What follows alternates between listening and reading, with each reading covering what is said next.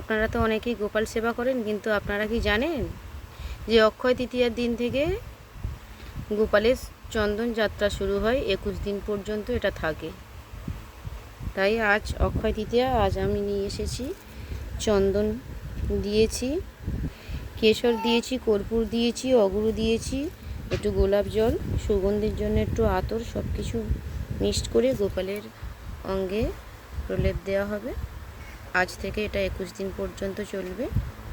আপনাদেরও যাদের যাদের ঘরে গোপাল আছে অবশ্যই গোপালের এইভাবে 21 দিন চন্দনের প্রলেপ লাগাবেন। গোপাল তাতে খুশি হয় এবং গোপালের অঙ্গ শীতল থাকে।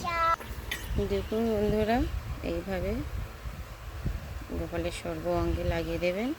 গোপালের অঙ্গ শীতল হবে। শুকিয়ে গেলে স্নান করিয়ে দেবেন দুধ, গঙ্গা জল, ঘি, মধু দিয়ে, দই দিয়ে।